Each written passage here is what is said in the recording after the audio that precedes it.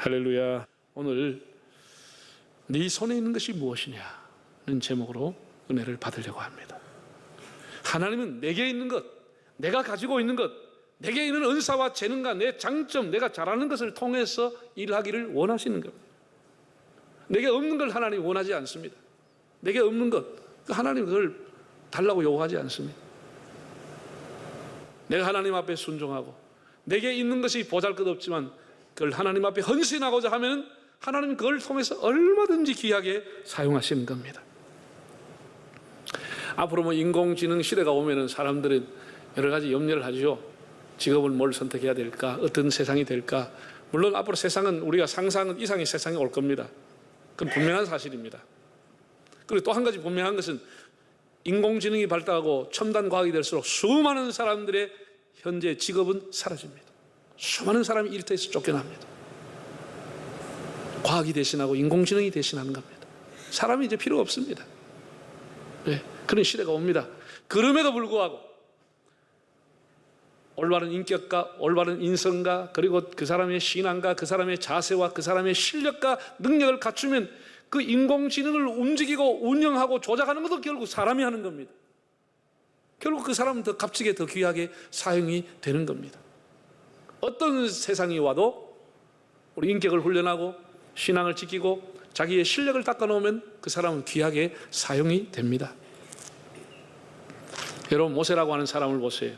우리는 어릴 적부터 교회 다니면서 모세에 대한 얘기를 수없이 들었습니다. 이 사람의 인생 스토리라고 하는 것은 한마디로 소설입니다. 소설. 영화의 주인공같이 인생을 살았습니다.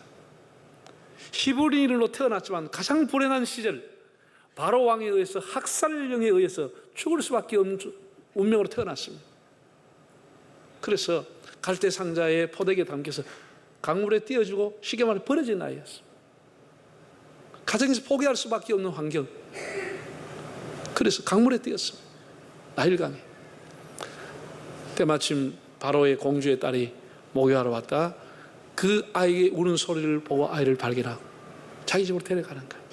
자기가 양육하겠다는 결심이 일어난 거예요. 그래서 모세라는 이름이 물에서 건졌다. 물에서 건진 아이, 그 뜻입니다. 물에서 건졌다. 그리고 유모를 찾았는데 그 유모가 친어머니인 요게벳이 그 모세를 키우게 되는 거예요. 여러분, 이건 소설이 아닙니까? 이런 일이 어떻게 일어납니까? 이걸 움직이고 섭리하신 분이 하나님이십니다. 그래서 어릴 때부터 모세는 그 친모의 품에서 율법을 배우고 기도를 받으며 하나님을 배우며 이 히브리 사람의 역사를 배우며 히브리인의 정체성을 배우면서 자라게 되는 겁니다. 어릴 때 교육이 평생을 가는 겁니다. 그 뼛속까지 히브리인의 정체성을 가지고 자라게 되는 겁니다. 그래서 어렸을 때 교육이 아주 중요한 겁니다. 평생을 가는 겁니다. 어릴 때부터 히브리인의 정체성과 역사와 눈물을 베었던 모세가 어느 날 자기 동족인 히브리 사람을 때리는 애굽 사람을 그냥 돌로 쳐 죽였습니다. 아무것도 생각하지 않고 앞뒤를 가리지 않고 죽인 겁니다. 그리고 도망자가 되어서 광야에서 40년이라는 세월을 보내게 됩니다. 목자로서 평범한 범부로 그냥 양을 치며 40년을 보냅니다. 잊혀진 존재. 근데 어느 날 호렙산에서 양을 치던 중에 너무나 신기한 광경을 구경하게 됩니다. 거센 바람, 떼약빛에서 물이 없는 곳에 살기 위해서 조그만 나무가 전부 가시처럼 되어 있습니다. 그런 나무밖에 없습니다. 그러니 산불이 날 일이 없는데 헐헐 불이 타고 있는 거예요. 산불이 나고 있는 거예요. 얼마나 놀랐겠습니까? 얼마나 신기하겠습니까? 그래서 가까이 갔더니 하나님의 음성이 들려온 거예요. 그 하나님의 음성, 더 놀란 음성이었습니다. 나는 하나님이다.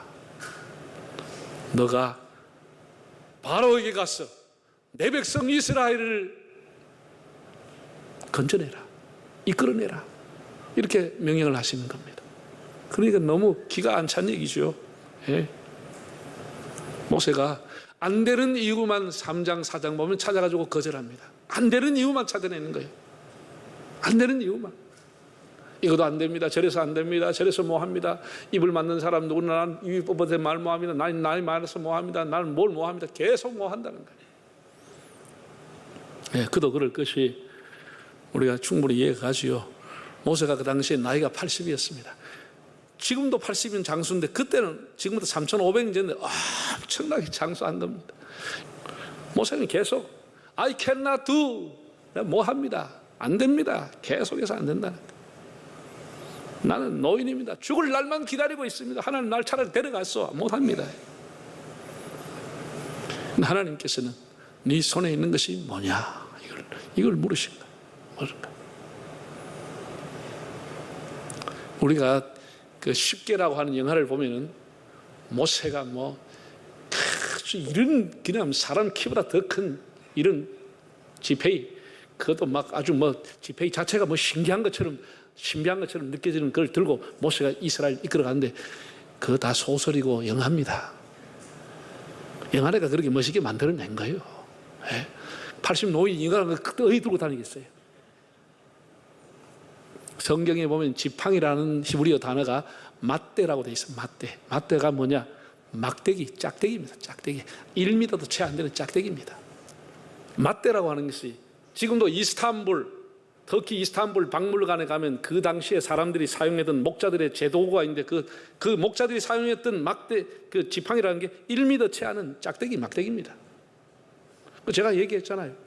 팔레스타인 그 산에 그 근방에 그 일대의 그 산이 중동 지역의 산이라고 하는 게 다 붉은 돌산인데 소나무, 잣나무 우리나라 생각하면 안 되는 거예요. 거기에 2m 되는 나무 자체가 없는 거예요. 어디서 2m, 3m를 구해올 거예요. 그러니까 어느 목자나 들고 다니는 1m짜리 대까마까한 그 짝대기를 들고 다니는 거예요. 그걸 가지고 이렇게 몰고 다니는 거예요. 그럼 너 손에 있는 게 뭐냐? 짝대기입니다. 이랬다는 거예요. 막대기입니다. 하나님께서 정말 아무런 배경이 없는 이 노인에게 그 막대기를 들고 가라고 하니 어떻게 모세가 나가겠습니까?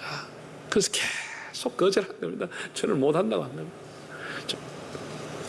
모세가 80세에 범부로 살아가던 그가 부름을 받고 하나님 앞에 내가 어떻게 이 길을 가겠냐고 하나님 앞에 계속 거절한 겁니다. 하나님은 오늘 또 우리들에게 내 손에 있는 것이 무엇이냐고 묻고 있습니다. 우리는 무능하고 무가치하고 별로 쓸모없다고 하는 생각을 하기가 쉽습니다. 하나님의 일이라는 막중한 일 그 자체가 싫고 그리고 거절할 수 있는 핑계와 이유를 찾는 겁니다. 그래서 나는 이거 뭐 합니다. 나는 쓸모없습니다. 나는 안 됩니다. 난 나이 많습니다. 내가 뭐 하겠습니까? 그래서 어떻게, 왜, 뭐 하려고 이런 얘기가 계속 3장 4장에 나오는 겁니다. 맹자에 보면은 과공비례라고 한 말이 나와요. 과공비례. 지나치게 공손하고 겸손한 것도 예의에서 벗어나는 것이다. 사람이 겸손과 이렇게 또 절제라고 하는 것도 참 인생의 큰 그 사람이 가지고 있는 덕이지만 지나치게 겸손하고 사용하는 것은 그것은 예의에서 벗어나고 교만한 거다. 그런 이야기입니다. 그러면도 모세는 계속해서 거절하는 겁니다. 못하겠다는 거. 핑계를 찾고 그 핑계가 틀린 것은 아니었습니다. 우리가 남의 떡이 커 보인다고 우리가 자식들을 자라고 하면 남하고 자꾸 비교하고 뭐 다른 사람 수입과 비교하고 뭐 다른 사람 학력과 비교하고 자꾸 이런 우리가 이제 우리 자신도 모르게 자꾸 비교하는 버릇을 가지고 아이들도 우습게 생각하고 뭐 가정에서 이렇게 다루기 쉬운데 그건 굉장히 잘못된 생각입니다. 물론 우리가 지나친 이기주의가 되면 안 되지만 자기 자식을 소중하게 여겨야죠. 귀하게 생각해야죠. 자기 배우자도 귀하게 생각해야죠. 하나님은 모세에게 너 아직 쓸만해. 너 아직도 가치가 있어. 너 아직 할 일이 있어 라고 말하는데 모세는 아니라고 얘기하는 거야. 나는 하나님 나 희망 잃은 지 오래됐습니다. 꿈 없습니다. 나 이제 80이에요. 80. 하나님 차라리 날 불러갔어. 나 자신감도 없고 의욕도 없고 아무것도 하기 싫습니다. 내 인생 다 됐습니다. 이렇게 못한다는 거예요. 우리가 사회생활 하면서 실패할 수도 있고 뜻밖의 장애를 입을 수도 있고 가정이 흔들리거나 깨질 수도 있습니다. 물질을 잃을 수도, 건강을 잃을 수도 있고, 사람과의 관계가 깨질 수도 있습니다. 다 잃어버리고 다 새고 다 없는 것 같아도 그래도 찾으면 내 손에, 내 안에 있는 것이 있는 거예요. 내 안에 있는 게 있다고. 지금 우리 한국교회 뭐 밖에서 떠들고 뭐 인터넷에서 떠들고 야단한 거 보면 한국교회 내일 꼭 문 닫고 망할 것처럼 보여요. 소수종교로 정락하고 교회 다 이제 떠날 것 같이 보이지만 그렇지 않습니다. 제가 매주 사람들을 수없이 만나고 여러 교회를 방문하지만 하나님 앞에 무릎 꿇지 않고 남겨놓았던 바알에게 무릎 꿇지 않은 7,000명 저는 수많은 사람들이 하나님 앞에 기도하고 바르게 살려고 충성하고 헌신하고 있습니다. 우리는 그런 것은 거의 신문에 안 납니다. 뭐 목사가 어디 잘못했다, 뭐 어디 했다, 이것만 가지고 침소봉대해가지고 그럼 기독교가 다 망할 것처럼 얘기하고 있는데 정말 그것도 큰 문제다 생각이 듭니다. 하나님 앞에 바르게 살려고 몸부림치는 사람이 얼마나 많은지 모릅니다. 하나님 오늘 또 내 안에 있는 것이 무엇이냐고 묻고 있습니다. 내 안에 있는 것. 두 번째 거기에 대한 답변을 모세가 이렇게 했죠. 지팡이입니다. 자, 2절을 한번 읽어보겠습니다. 여호와께서 그에게 이르시되 이 손에 있는 것이 무엇이냐? 그가 이르되 지팡이입니다. 막대기입니다. 이렇게 대답을 한 거예요. 막대기입니다. 이거는 뭐 모세만 가지고 있는 것이 아니고 광야의 목자라면 누구나 다 흔하게 가지고 있는 것입니다. 흔한 것입니다. 막대기. 그 막대기는 뭘 상징할까요? 모세 자신을 상징한다고 하겠습니다. 여러분, 우리가 기도할 때 가끔씩 뭐라 그러죠? 마른 막대기와 같은 저를, 마른 막대기와 같은 저를. 이 막대기는 바로 초라했던, 흔해 빠졌던, 별 볼일 없고 가치 없는 모세를 의미할 수도 있는 겁니다. 마른 막대기와 같은 저를.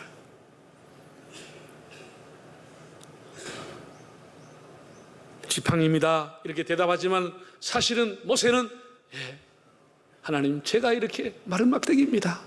이렇게 얘기한 것이요. 내가 주님 앞에 무엇입니까? 마른 막대기가 아닙니까? 내가 주님 앞에 마른 막대기가 아닙니까? 이렇게 모세가 대답을 한 겁니다. 그래서 그는 I cannot do, 나는 할 수가 없습니다. 난 하나님이 할 수가 없습니다. I can do가 아니고 나는 cannot do, 할 수 없다고 했습니다. 마른 막대기니까, 죽은 막대기니까, 흔해 빠지고 보잘것 없으니까 뭘 하겠느냐. 여러분, 하나님이 사람을 쓰시는 기준은 사람과는 전혀 다른 겁니다. 사람이 생각하는 기준하고는 하나님이 쓰시는 기준은 전혀 다른 겁니다.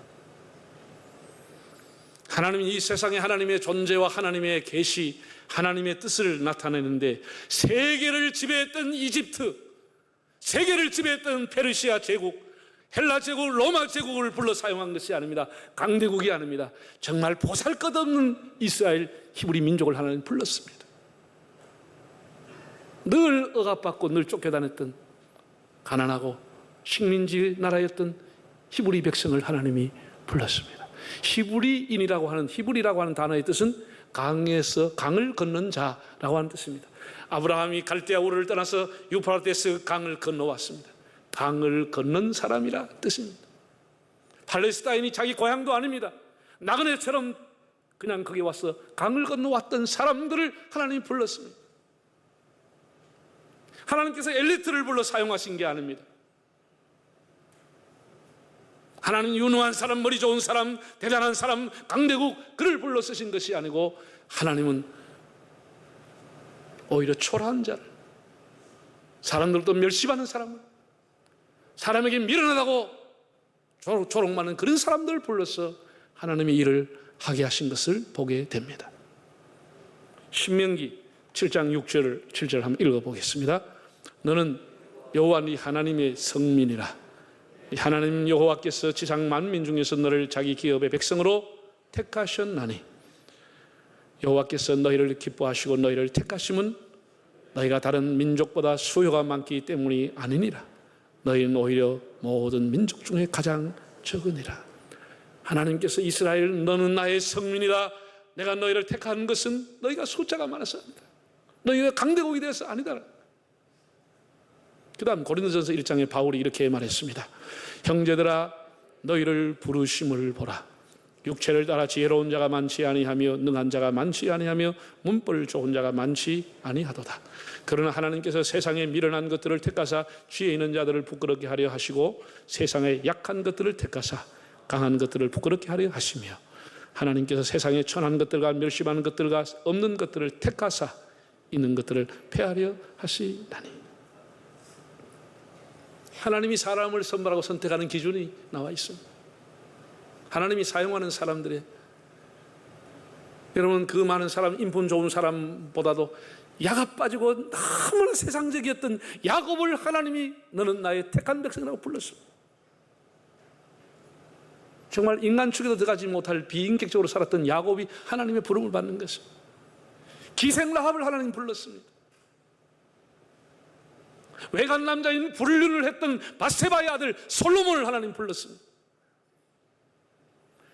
끝없이 정욕과 탐욕으로 삼았던 삼손을 하나님 불러서 그 시대에 사용을 했습니다. 하나님이 부르시는 것은 우리가 생각하는 것, 윤리적이고 도덕적이며 정의감이 있고 반듯하게 살아가는 사람도 있겠지만 하나님의 기준은 우리와 다르다고 하는 것.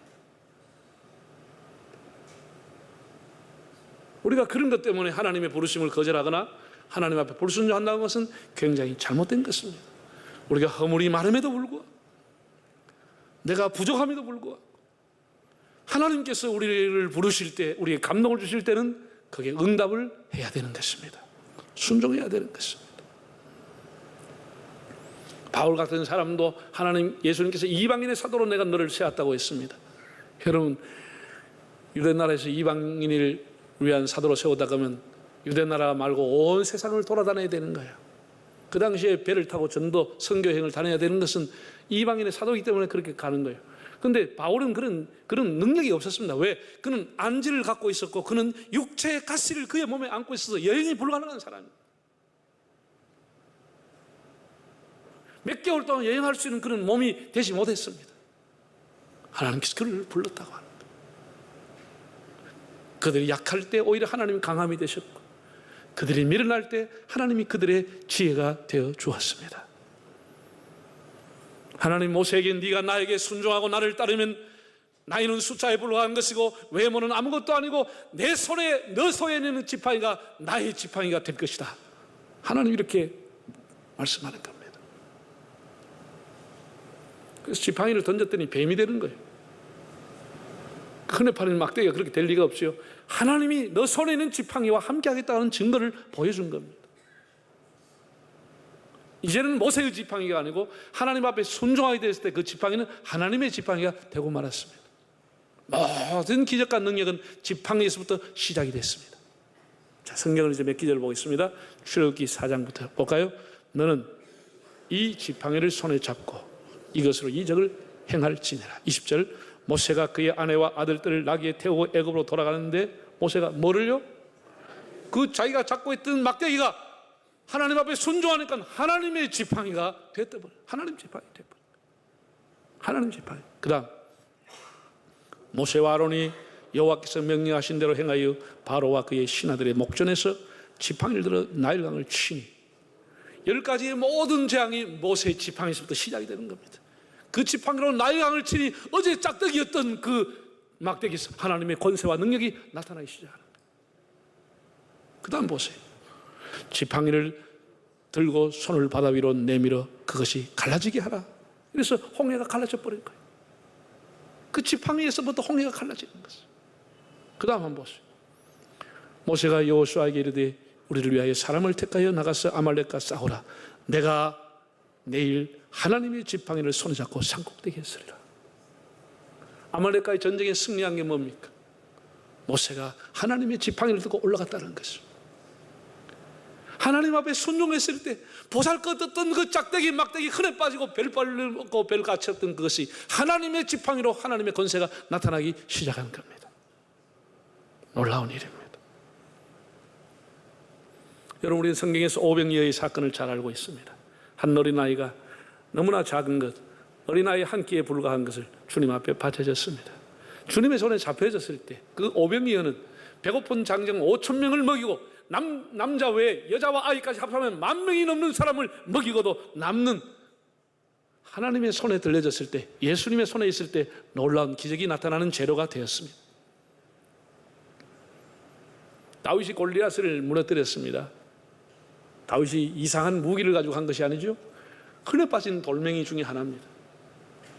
하나님의 영광을 위해서, 하나님의 이름을 위해서, 하나님의 이름이 모독받는 것을 참지 못해서 일어났던 그 어린 다윗이 가지고 있는 돌멩이가 하나님의 돌멩이가 되어버린 것입니다.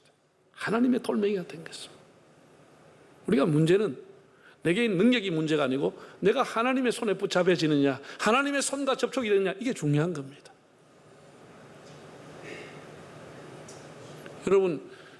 여러분이 여행을 할 기회가 있으면, 그래서 여러분 자녀들은 여행을 많이 시키는 게 좋습니다. 기회 있으면. 집안의 똑똑한 천재보다 돌아다니는 바보가 더 낫다고 그랬습니다. 돌아다니면 더 많은 것을 배우는 거예요. 여러분, 바티칸에 가면은 바티칸 박물관이 있습니다. 보통 한 2시간, 3시간 줄 서야 됩니다. 제가 2번 가고 줄 한 몇 시간 있어서 2번 봤습니다. 지난번에 갔을 때도 너무 줄이 길어서 결국 못 봤습니다.